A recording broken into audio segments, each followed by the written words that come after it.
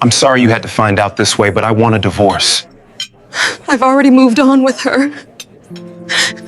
My name is Lena Whitmore, and this is the story I never thought I'd tell. Not to my friends, not to my family, and certainly not to thousands of strangers online. But after everything that happened, after all the lies and humiliation, I decided my voice deserves to be heard. So, let me start at the moment everything in my life cracked open. Come on. If you're watching this video, don't forget to tell me where you're watching from and what time it is for you right now. I'm genuinely curious. And don't forget to like and subscribe so we can unravel this mystery together. People always ask me, Lena, when did you know your marriage was over? And I tell them the truth. I knew the day my husband, Marcus, stood up at our daughter's engagement dinner in a room full of people who had watched us grow up together and said, I think it's time everyone knows the truth. I remember the way he cleared his throat, the way he tapped his champagne glass to get attention, the way his face lit up, proud and rehearsed, like he'd finally reached the climax of some twisted performance. And I remember the silence after he spoke. Ford stopped in midair. People froze. My daughter Olivia grabbed my arm like she already sensed something terrible was coming. But I didn't flinch. Because what Marcus didn't know was this. I already knew everything, and I had been waiting for him to make this mistake. But before we get there, let me take you back. It started with the stupidest thing. Not a lipstick stain, not a love letter, not a late night phone call. It started with a gray sweater. Just a simple, ordinary sweater I found folded carefully in the backseat of Marcus's car on a Tuesday morning. I remember picking it up, frowning at it, smelling the perfume on it, a sharp, overly sweet scent I'd never worn in my life.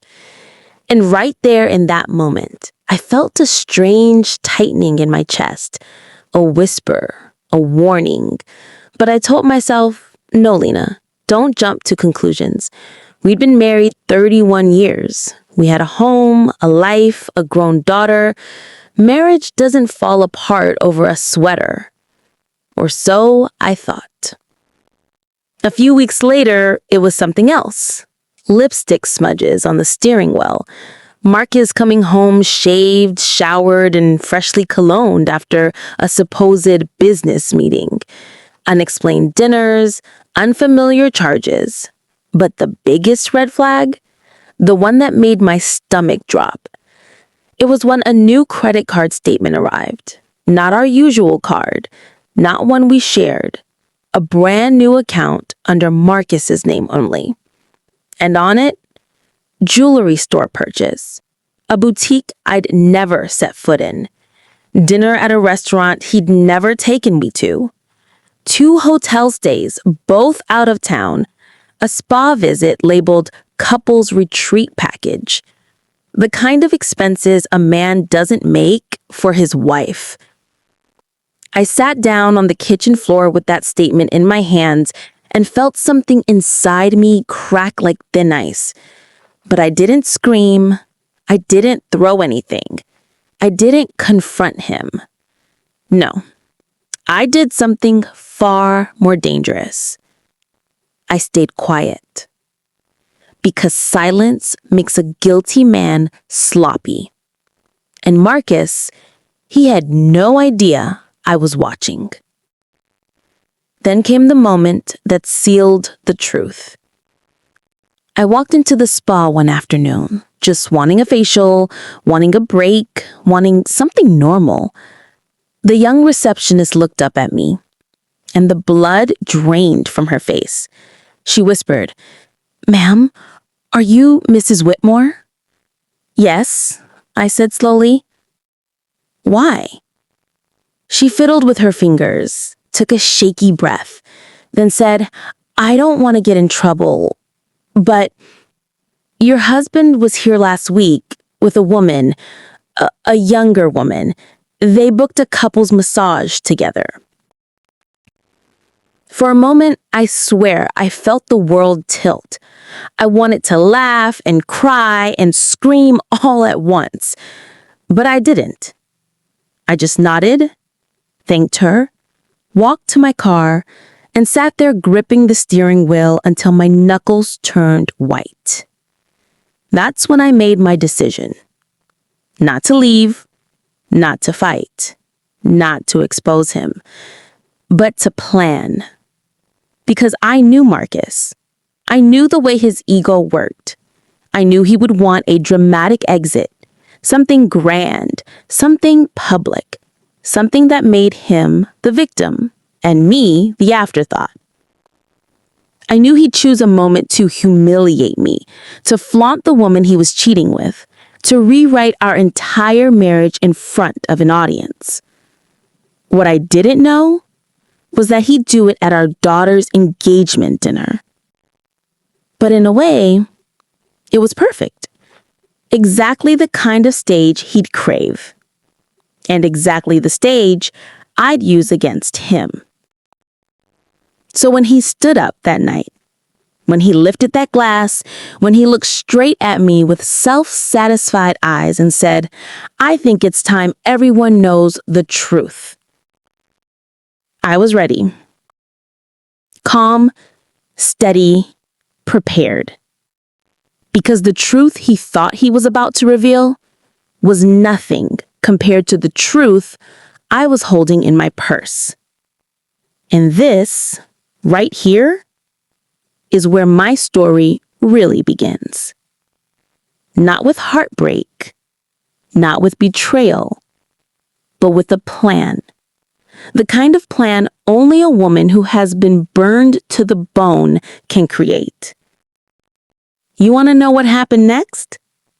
Oh, trust me, you're not ready. I can still hear the clink of Marcus's champagne glass echoing through the room. It was soft, delicate, the kind of sound that normally signals a toast, a blessing, a celebration. But that night, at our daughter's engagement dinner, that sound felt like a countdown, a slow, metallic tick, to the moment my marriage would be detonated publicly. The room fell silent. 80 people, our daughter's friends, her fiancé's family, co-workers, relatives, all turned toward Marcus. He stood there smiling, shoulders back, chests lifted, like he was announcing a scholarship award. And I just sat there with my napkin folded neatly in my lap, watching him. Because I already knew what he thought he was about to do, and he had no idea what I was about to do.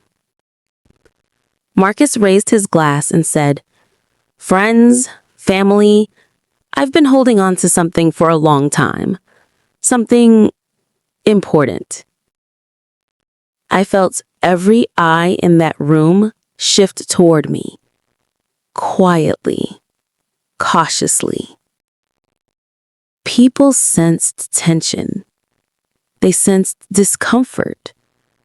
You can always feel it, even when no one says a word. He continued, "I believe honesty is the foundation of family, and tonight, before we welcome a new member into ours, I think it's time the truth comes out." The truth. He loved using words like that. Words that made him look noble, righteous, brave. I stared at him, calm as a lake. But inside, my heartbeat slowed in a strange, almost peaceful rhythm. Here it comes. Here is the performance he's been rehearsing. Then he said it. Lena and I are no longer the couple we used to be. There was a soft gasp from the table behind us. Someone dropped a fork. My daughter Olivia's hand tightened around mine so hard, her nails left little moons in my skin. Marcus had more. For years, we've grown apart, and I've met someone who understands me in ways I haven't felt in a long time. He paused for dramatic effect. The same way he pauses in business presentations. The same way he pauses before delivering a punchline he thinks is brilliant. I don't want to hide it anymore, he said softly. I'm choosing happiness, and her name is... That's when she walked in. Yes. He had arranged for her to enter on cue. Like this was some kind of twisted theater production. A young, blonde woman in a white silk dress. The same woman whose perfume I'd smelled on the sweater. The same woman who'd gone to the spa with him. The same woman I'd seen unknowingly in a photo on his hidden credit card bill. She stepped into the dining hall like she owned the place, her heels tapping loudly across the marble floors. Marcus beamed. Actually beamed like a boy showing off a trophy. This is Danielle, he announced proudly, the woman I love. I heard a collective whisper roll through the room like a wave. Is he serious? Not here. Not tonight. Oh my God. Poor Lena. Even his own sister muttered, "What the hell is he doing?" Olivia stood, trembling with rage. "Dad, what is this? Are you insane?" But Marcus held up his hand dismissively. "Olivia, sweetheart, you're an adult now. One day you'll understand that marriage doesn't always last forever." He looked back at me, lowering his voice with fake sympathy. "And Lena, I'm sorry, but we both knew this was coming." I smiled. A small, controlled, perfectly timed smile. Because he had just handed me the exact moment I'd been waiting for. I stood up slowly. I didn't rush. I didn't cry. I didn't say a word. I took my purse from the back of my chair, slid the strap over my shoulder, and smoothed my dress. "Excuse me," I said softly. People thought I was going to run to the bathroom to cry. They thought I was going to collapse. Someone even stood up like they wanted to follow me. But I didn't go far. I walked around the opposite side of the table, not toward the exit, but toward Marcus. He looked relieved. Relieved as if my quietness made his job easier. "Lena," he said gently, touching my elbow, "please don't make a scene. We can discuss everything later." I stayed perfectly calm. Of course. I don't want to cause trouble. He nodded, pleased, as if I'd accepted my role as the abandoned wife. And that's exactly when I reached into my purse. I pulled out a thick, sealed envelope, neatly labeled with his full legal name. The shift in the room was immediate. You could feel the tension coil tighter. Marcus frowned. "What's this?" I placed it in his hand gently. A little truth of my own. He blinked at me, confused, uncertain. He wasn't used to not knowing the script. He wasn't used to being in control. "Open it," I whispered. And for the first time that night, I saw fear flicker in his eyes. He tore the seal, and I watched, with every guest watching him, as the color drained from his face. Inside was everything: photos, statements, screenshots, emails, GPS logs, hotel receipts, spa confirmations, every hidden purchase, every lie, every detail of the affair. And most importantly, my signed divorce petition, filed 48 hours earlier, with the clause that would financially gut him. But he hadn't reached that page yet. He was still staring at the photos. Photos of him and Danielle, kissing, holding hands, entering hotels together, all stamped with dates and times. People gasped. Danielle's face drained of color. Marcus's voice cracked. Where did you get these? I leaned in closer, just enough for him to hear me. You're not the only one who can keep a secret. I turned to leave, gracefully, silently, and the room remained frozen behind me. But before I reached the door, I heard Marcus shout my name.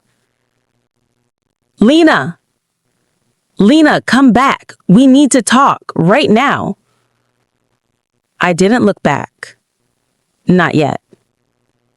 Because this was only the beginning of what I planned. And he had no idea how much worse it was going to get.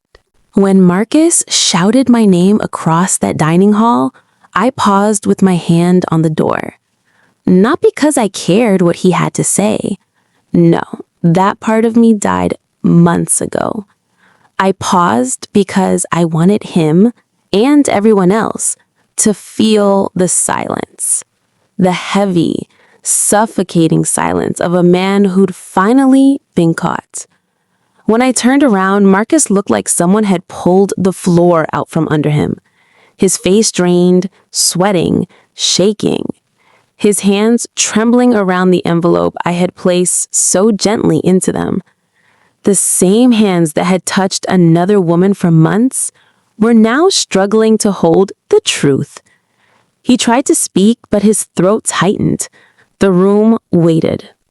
80 people frozen like statues. Finally, he blurted, Lena, where did you get all this? His voice cracked like a teenage boy. I almost laughed, not because this was funny, but because it was poetic.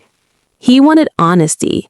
He wanted a performance. He wanted a scene. Well, he got all three. I walked back toward him slowly, each step echoing through the hall. Everyone watched me like I was approaching a criminal. I've known for months, I said softly. I didn't say anything because I needed to give you the chance to show your true self. I leaned closer, and you did. Danielle, the blonde woman, stood stiff, practically glued to the floor. Her eyes darted between Marcus and the damning photos scattered on the table. One photo in particular caught her attention. Her face went pale. It was a hotel charge dated the same weekend Marcus told her he was at a conference. Except he wasn't with her. He was with someone else. Wait, she snapped. You told me you were traveling that weekend. Marcus shook his head violently. No, babe. She's trying to twist this. She's trying to make you doubt me. I smiled. Oh, don't worry, Danielle. That's only the beginning. I slid a second document out of the envelope, one I knew would crush him twice. The room was completely silent as I spoke. Everyone who's married knows about prenuptial agreements, right? Heads nodded, some guests whispered. Well, years ago, before Marcus married me, his own mother convinced him to protect his assets. She'd forced him to include a clause, an adultery clause, a very strict one, a legally binding one. A clause that said, If Marcus Whitmore is found to have committed adultery, he forfeits all marital protections, and the spouse, me, is entitled to the majority of assets. Marcus had forgotten about that part, but I hadn't. Not after I discovered the affair. Not after I found the credit card. Not after I met with a lawyer who nearly laughed from excitement when she read the document. And now, here we were. Marcus lunged toward me, snatching the papers from my hand. What is this? This is old. This is outdated. I raised an eyebrow.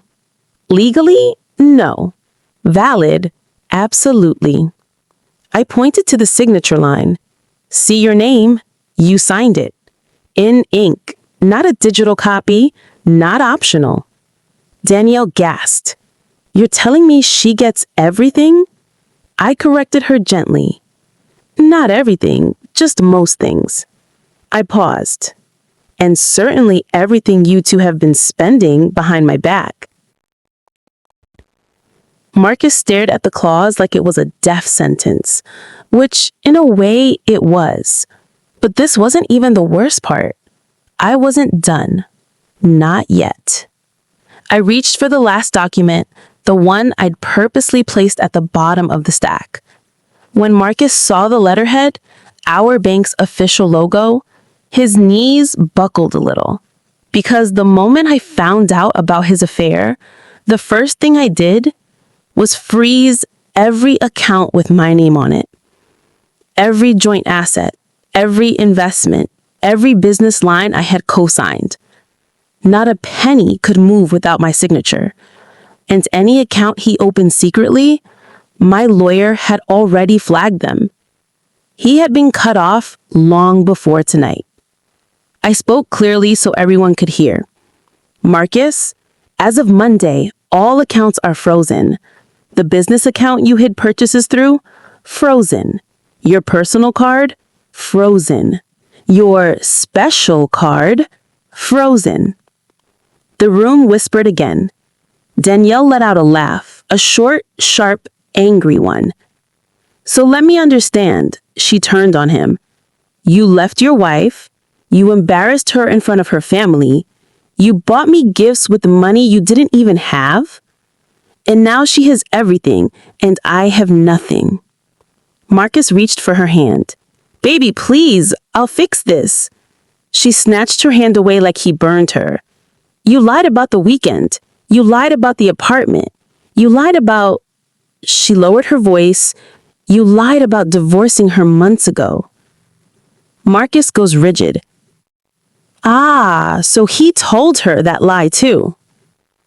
Danielle, I said gently, you may want to step away from him. He's going to lose everything. She did. Immediately. Not gracefully. She basically ran. He called after her, panic rising in his voice. Danielle, wait, don't go. But she didn't stop. She left the hall without looking back. And then Marcus turned toward me. His ego shattered, his bravado gone, his face twisted with desperation. Lena, you can't do this to me. We can talk. We can fix this. You don't have to ruin me. I looked at him, this man I once loved, this man who thought he could destroy me, and I finally felt free. I didn't ruin you, Marcus. You ruined yourself. And that was the beginning of the end. But not the end of the story. Because the next part, what happened after that night, the aftermath, the begging, the backlash, the legal battle, was worse than anything he ever imagined. And yes, I made sure he felt every consequence. People think the explosion is the painful part. They imagine the big reveal, the affair, the humiliation, the confrontation is what shatters you. But let me tell you something I learned the hard way. The explosion is easy. It's the quiet after that hurts. The morning after the engagement dinner was the quietest morning of my life. The house was still. The coffee pot I usually brewed for Marcus sat untouched. His empty side of the bed was perfectly made because he hadn't slept in it. He hadn't slept in our home at all. But I wasn't alone. My daughter Olivia stayed the night with me, still in her cocktail dress, makeup smudged from crying. She crawled into bed beside me like she was 5 years old again and whispered, "Mom, I'm so sorry." I held her. Even though she was grown, even though she was getting married, she felt small in my arms. And I realized something. This wasn't just my betrayal. It was hers too.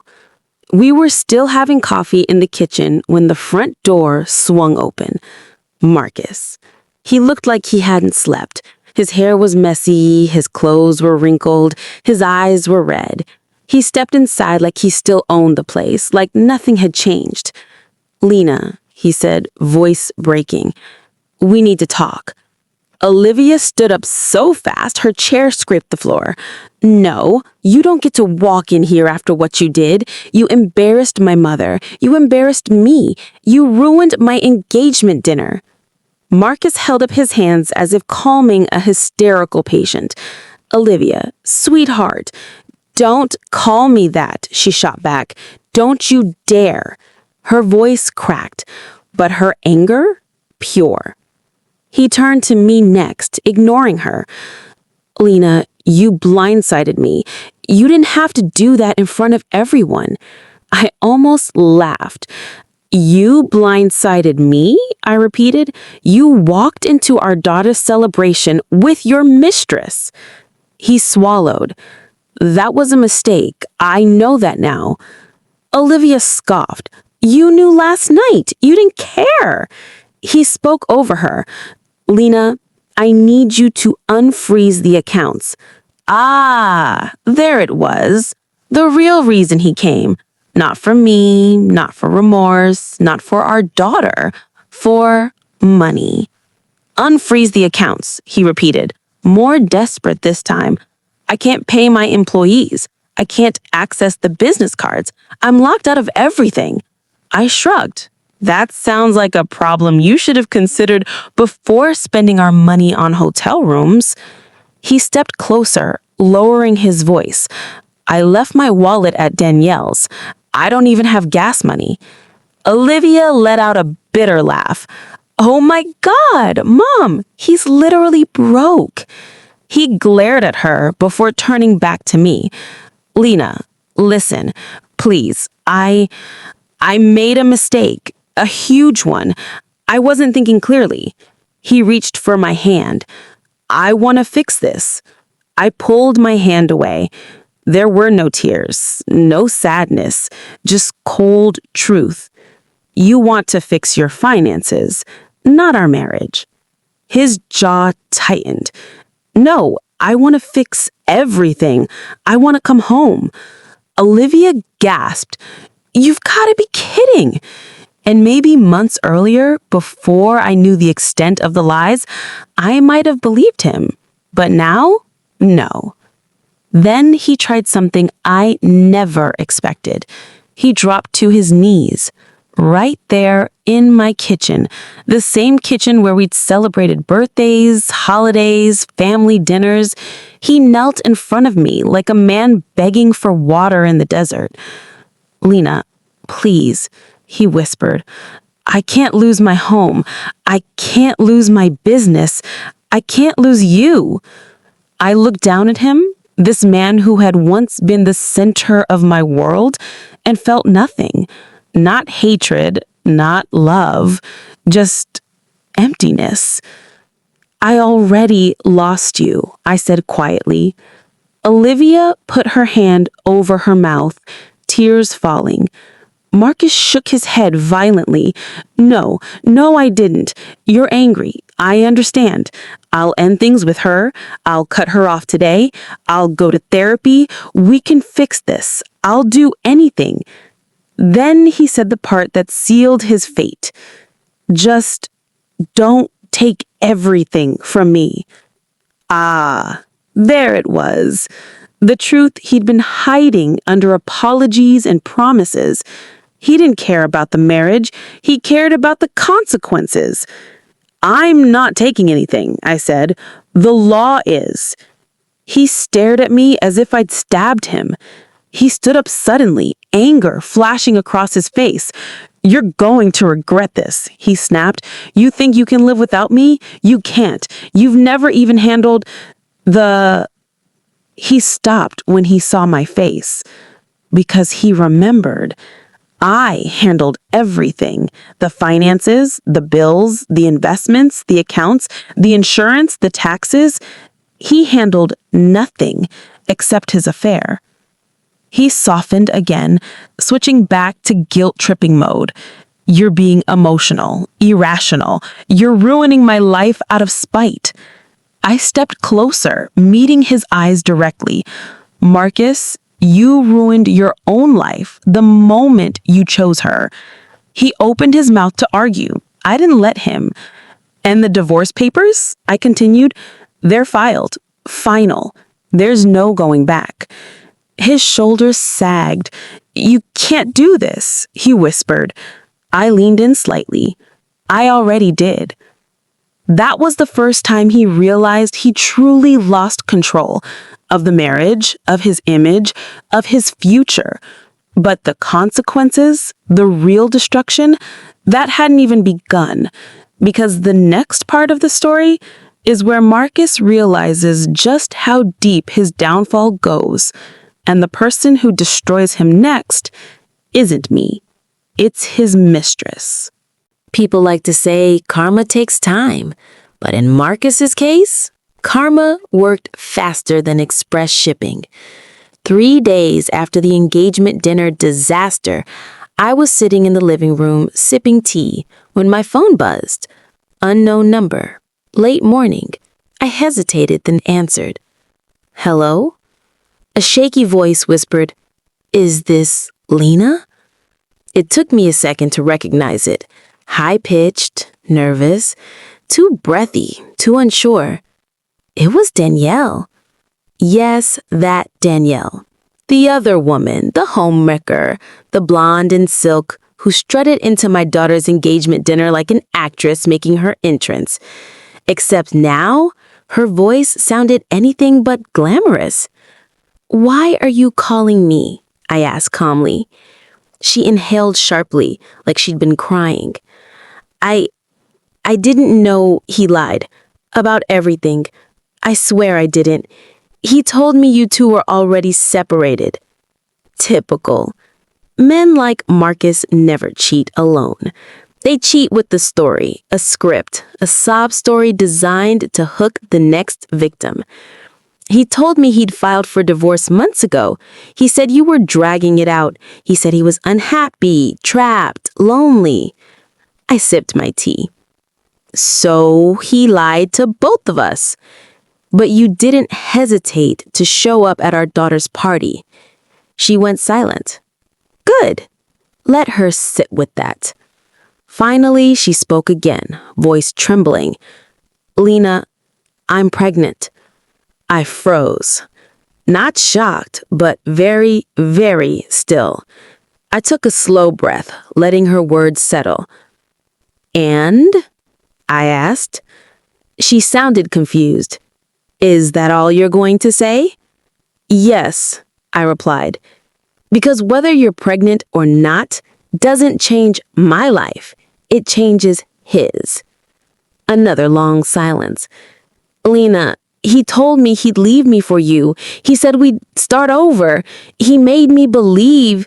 She broke off, voice cracking. That's when I realized something. She wasn't calling to confess. She was calling because she wanted something. What do you want from me? I asked. Her voice dropped to a whisper. A warning. I didn't react. I let her talk. Marcus, she said shakily. Marcus told me he's going to fight you. He said he's not letting you take the house or the assets. He said you tricked him at the dinner. I almost laughed. Tricked him? He tricked himself the moment he forgot I had access to every financial detail he tried to hide. But I stayed quiet. There's more, she whispered. A pause. He said he was going to transfer what's left of the business money into a private account under his brother's name. Ah, there it was. Fraud, financial hiding, asset manipulation. Illegal, stupid, predictable. Danielle swallowed audibly. I didn't know he had a prenup. I didn't know about the adultery clause. When I tried to talk to him about it, he blew up. He screamed at me. He blamed me for everything. Her voice shook. He said I ruined his life. I raised an eyebrow. And did you? Another silence. Then a broken whisper. I think he ruined mine. There it was. The truth. Danielle hadn't called out of guilt. She had called because Marcus was turning on her. Because now that his finances were collapsing, now that he had nowhere to run, he needed someone to blame. And she was the easiest target. Listen, Danielle, I said calmly. I'm not your friend. I'm not your therapist. And I'm certainly not your savior. Her breath hitched. But if you have information I need, I'll listen. She exhaled shakily and continued. He emptied the apartment we shared. He took the furniture, the electronics, everything he bought for us and sold it online. He said he needed cash. Not shocking. Men like Marcus fall apart fast when their bank access disappears. He said he was going to hide money in his office, in a safe behind the painting. He thinks you won't look there. I almost smiled. He always hid things behind paintings. She wasn't done. He also said he forged your signature once on a business loan renewal. My hand tightened around my mug. Forgery. Perfect. I didn't want to be involved, she whispered. But after the way he yelled at me, after the way he blamed me, I want him to pay. There it was. The shift. Why tell me all this? I asked. Finally, she spoke the real reason. Because you're the only one who can hurt him worse than he hurt us. Not justice, not remorse. Revenge. I could practically hear her tears. Lena, please, if he tries to drag me into this, I don't know what to do. I softened only slightly. It's not my job to protect you. But you can ruin him, she replied, voice trembling with desperate certainty, and I can help you do it. When the call ended, I sat there in silence, not shaken, not upset, but thinking, because Danielle wasn't wrong. She had just given me information that could destroy Marcus entirely. Financial misconduct, attempted asset hiding, loan forgery, cash transfers under false names, infidelity evidence, and one more detail. A detail she didn't realize was a gold mine. He didn't know I already froze everything. He was planning financial crimes that were impossible to commit. But the attempt alone? Oh, the judge would love that. That afternoon, I met with my lawyer, handed her the notes I'd taken from the call, and watched her eyebrows rise higher and higher. Lena, your husband just handed you a legal nuclear weapon. And I wasn't done yet. Because the next move, the move that finally toppled him, didn't come from me. It came from someone Marcus trusted even more than his mistress. Someone who would betray him in a way even I didn't expect. If there's one thing I learned during this whole ordeal, it's this. A man who lies at home also lies at work.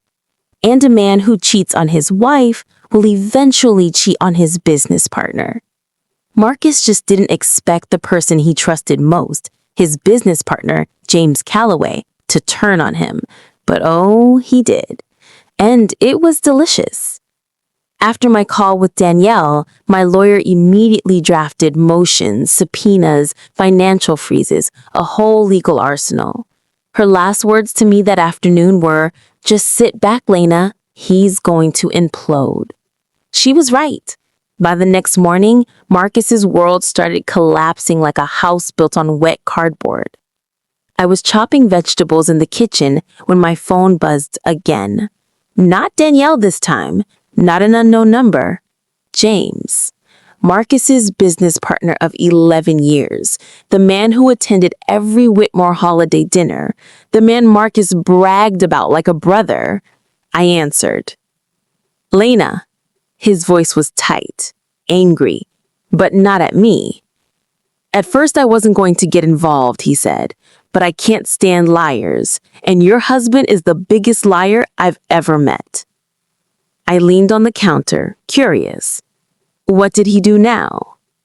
He exhaled hard into the phone. "Is it true you froze the accounts?" "Yes," I said. "I had every legal right." "Well," James continued, "he came into the office this morning like a madman, screaming, accusing me of sabotage, blaming me for everything." That sounded like Marcus. "Then he told me you were trying to steal the business from under him, that you orchestrated everything because you're jealous." I actually laughed. Jealous of what? The affair or the bankruptcy he's heading toward? James snorted. "Exactly." He hesitated.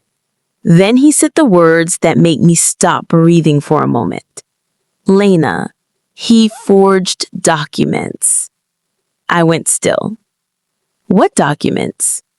"A loan renewal," he said. "Last year, the same one you co-signed before, but this time, the signature isn't yours." My jaw clenched. My pulse spiked. So Danielle was telling the truth. "And that's not all," James added. "After he stormed out of my office, I checked our books. He's been siphoning small amounts, repeatedly, for months." Embezzlement. Of his own company. With someone else's signature. My lawyer was going to salivate over this. James's voice hardened. "I'm done with him, Lena. I've covered for him too long. I'm not going down with a sinking ship." I swallowed. "And what do you want from me?" "Nothing," he said plainly. "I'm giving you a warning." He paused. Then he said, "I'm also giving you evidence." Those words made my knees nearly give out. "What kind of evidence, James?" "The kind that proves every lie he's ever told." 2 hours later, I met James at a small cafe across town. He walked in holding a black binder, a thick one. "This," he said, sliding it across the table, "is every questionable transaction Marcus has made in the last 2 years." I stared at it, terrified, relieved, vindicated. James continued. "He used business funds for personal travel. He expensed dinners with his mistress as client meetings. He claimed hotel stays were for seminars that never existed. He transferred company money to private accounts." My breath caught. "And the signatures?" I asked. James opened the binder to a photocopied page. There it was. My name. My signature. Except it wasn't mine. It was sloppy, shaky, wrong. "He forged this," James said, "and that's a felony." My lawyer would have a field day. James wasn't done. "Lena, I'm dissolving the partnership. I'm filing official complaints tomorrow, and I suggest you prepare." "Prepare for what?" He gave me a grim, knowing look. "For Marcus to lose everything." That afternoon, I walked into my lawyer's office with the binder. She flipped through the pages slowly. Then she looked up at me with something between awe and savage delight. "Lena," she whispered, "I can end him." Her voice was cold, precise, confident, not just in divorce court, in civil court, in criminal court, in business audits, in IRS reviews. She closed the binder gently. "This isn't a divorce anymore," she said. "This is a collapse." I nodded. "And I want every piece of it documented." She smiled, the kind of smile only attorneys who smell blood give. "We'll file motions tomorrow." That night, Marcus tried calling me 11 times. I didn't answer a single one. He texted, "We need to talk." Deleted. "It's not what it looks like." Deleted. "You're being dramatic." Deleted. "You don't understand how hard things have been for me." Deleted. "Lena, please, I'm losing everything." That one, I left unread. But the chaos didn't stop there, because when James officially cut him off the next day, Marcus walked into the office demanding answers and walked out with the security escort. Employees whispered, clients canceled meetings, rumors spread. His reputation, the one he'd spent decades polishing, cracked wide open. He called me again. I let it ring. He texted me. I ignored it. He showed up at my house. I didn't open the door. And when I finally looked at the frantic, rambling message he sent at 2:13 a.m., one sentence stood out. "Why is everyone betraying me?" I smiled, because he still didn't understand the truth. No one was betraying him. He was finally facing the consequences of betraying everyone else. But the final blow, the one that truly ended him, that didn't come from me, or James, or even the court. It came from someone Marcus loved more than anyone, someone he never expected to turn on him, someone whose rejection broke him more than losing his money ever could. Our daughter. If you've never watched a grown man crumble in front of his own child, let me tell you, it is not loud. It is not explosive.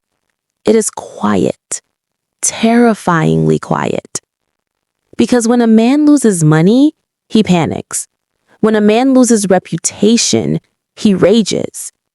But when a man loses the respect of his child, he breaks.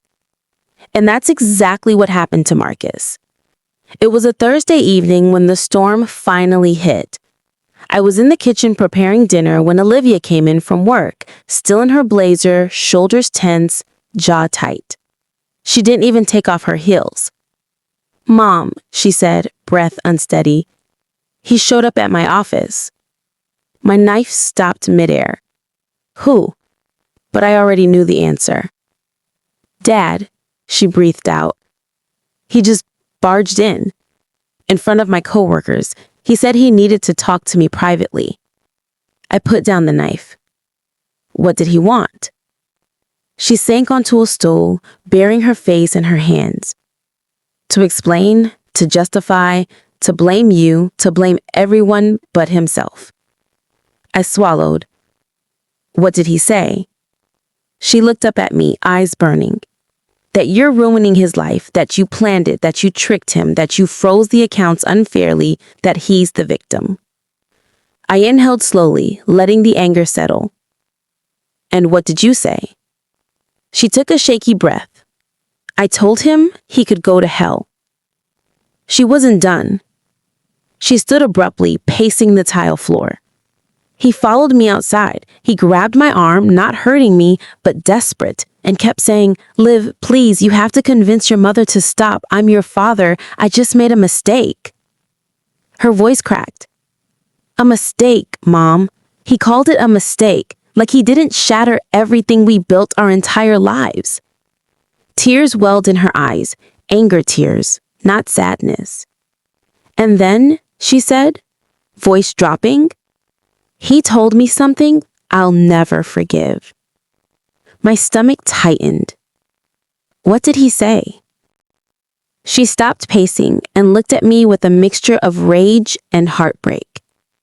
He said, "You're overreacting because you're old and that he deserves someone younger after everything he's put up with." I felt something inside me go ice cold, not for myself, but for her. Because she wasn't just hearing her father insult her mother, she was hearing him insult every sacrifice she witnessed growing up. Olivia wiped her tears angrily. "I lost it," she whispered. "I told him he never appreciated you. I told him you gave up everything for him, your career, your dreams, your time, your energy, and he threw it all away for a blonde with fake promises and fake loyalty." She wiped her nose and continued. "And I told him if he wanted someone younger, he should also want someone to take care of him when he's old, because I won't be there." My breath caught. "Olivia." She shook her head violently. "No, Mom, I'm done. He doesn't get to hurt you and then expect me to comfort him." Then she said the sentence that I know will haunt Marcus for the rest of his life. I told him, "He's not my hero anymore." Silence filled the room. Not heavy, not painful, just final. Olivia sat down again, hands trembling. "He cried," she whispered. "Right there in the parking lot, a grown man sobbing like a child. People were watching. He kept saying, 'I'm still your father, Liv. You can't walk away. I need you.'" She swallowed hard. "And I told him, 'You should have thought about that before you walked away from Mom.'" My chest tightened, not with sadness, but with pride. Because my daughter, my sweet, strong girl, had become the woman I used to be afraid to become. A woman who did not tolerate disrespect. A woman who saw betrayal clearly. A woman who protected the people she loved. "Mom," she whispered softly, "he looked broken, like a man who finally realized he wasn't the victim." I nodded slowly. He finally saw that consequences don't care about feelings. She nodded through tears, and I walked away. I didn't look back. That night, Marcus called both of us repeatedly. Me 13 times, her 9. Neither of us answered. He texted desperate. "Please don't do this. I can't lose my family. Lena, I need you. Liv, please talk to me. I'll change. I swear I'll get help. I can't sleep. I'm losing everything." Then at 2:41 a.m., one final message. "I'm sorry." It was the first honest thing he'd said in months. But it was too late. The next morning, my lawyer called. Her voice was calm, professional, but underneath it was something sharp. "Lena," she said, "the court reviewed the documents. We got everything we asked for, and more." I held my breath. "What does that mean?" "It means," she said slowly, "Marcus officially has no control over the business, the home, or any marital assets. The judge granted you temporary sole financial authority." My pulse jumped. "And Marcus?" asked. She exhaled. "He's being audited by the IRS, investigated for fraud, and his business partner filed civil charges against him this morning." My mouth fell open. "Already?" "Yes," she replied. "It's happening fast." I leaned against the wall, letting the words sink in. It was happening. His empire, the one he built on lies, manipulation, and selfishness, was finally collapsing. And the woman who triggered the final collapse was the same daughter he once promised to protect. But the story isn't over, because the final blow, the one that ended everything, came not in a courtroom, not in a bank, and not in a fight. It came in the place he least expected, a place filled with memories, a place he thought he'd always control. our home. People think the hardest part of leaving a marriage is the moment you walk out. They're wrong. The hardest part is when he tries to walk back in. And that's exactly what Marcus did on the final day, the day everything ended. It was a quiet Sunday morning, the kind where sunlight spills through the windows softly, like the world is trying not to disturb you. I was sitting on the couch, reading, wrapped in a blanket. A candle flickered on the table. The house smelled like vanilla and clean air. Calm, peaceful, mine. Then, bang, bang, bang. Someone knocked on the front door so aggressively the walls shook. I didn't need to look. I knew that knock. Marcus. I stayed still at first, waiting to see if he'd leave. He didn't. "Lena, open the door," he shouted from outside. His voice was hoarse, desperate, angry, broken. I got up slowly, walked to the foyer, but didn't unlock the door. "Marcus, go home." "This is my home," he yelled. I almost laughed at the irony. "No," I said calmly. "It stopped being your home the moment you walked out with her." Silence. A heavy, cold silence. Then he spoke again, softer this time. "Please, Lena, just let me talk." I cracked the door, but kept the chain locked. Marcus looked terrible. Dark circles under his eyes, hair unwashed, clothes wrinkled, a man unraveling. "Please," he whispered. "I have nowhere else to go." He wasn't lying. He'd lost access to every account. His business was under investigation. He'd been served with legal notices. His mistress had blocked him. His family refused to get involved. And our daughter wasn't answering his calls. He was a man with no money, no respect, no partner, no home. He leaned his forehead against the door, voice cracking. "Lena, I'm sorry. I swear, I messed everything up." I kept my tone steady. "Marcus, you didn't just mess up. You destroyed everything. I know. I was stupid. I let temptation get to me. I wasn't thinking. I didn't realize what I was losing." I closed my eyes. "Marcus, you realized. You just didn't care." His breathing hitched.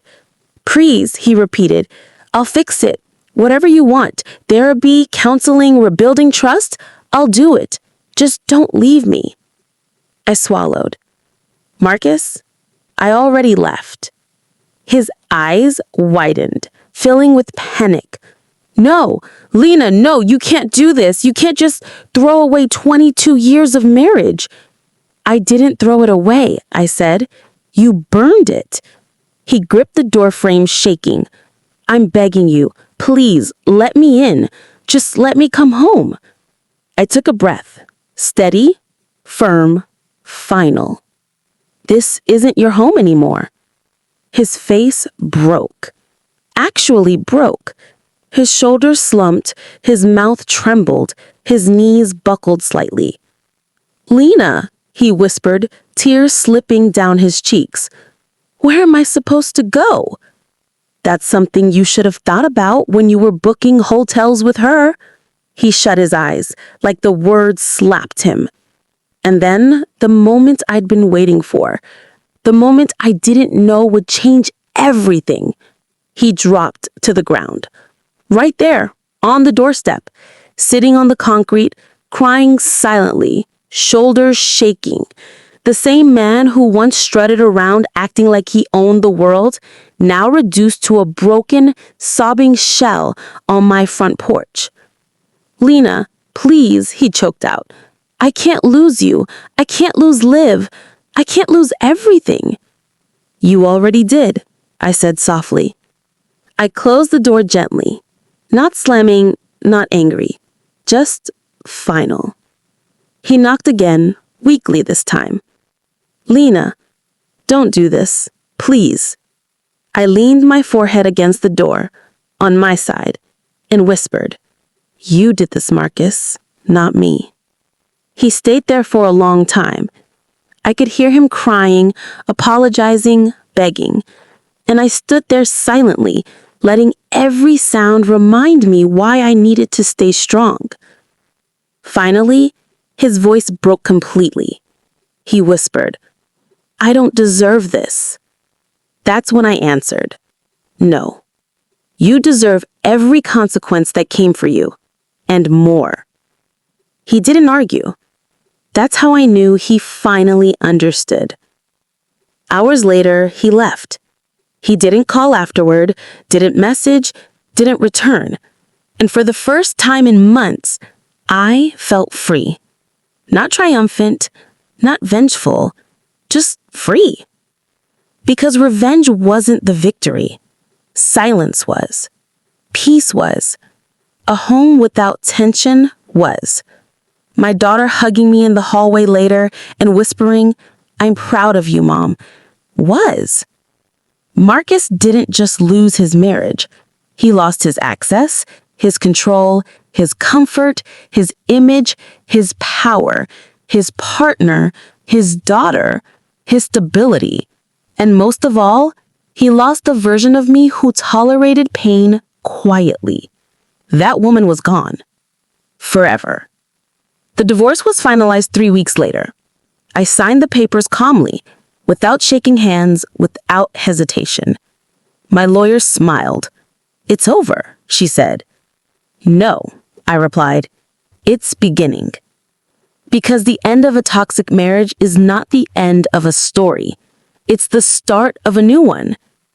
I bought new furniture, painted the walls, changed the locks, took myself on a vacation for the first time in years, laughed without guilt, breathed without heaviness, and when I looked in the mirror, I finally saw a woman I recognized, a woman who survived betrayal, a woman who rebuilt her life, a woman who closed a door, not out of cruelty, but out of self-respect. Marcus lost everything, but I found myself, and that was the real victory. Did you feel the story truly? I'd love to know. Where in the world are you listening from? Come meet me in the comments. And if this story touched your heart, you can send a super thanks to support the channel. It helps me keep creating moments like this for you. Thank you truly for your love and support. I'm already waiting to read your thoughts in the comments.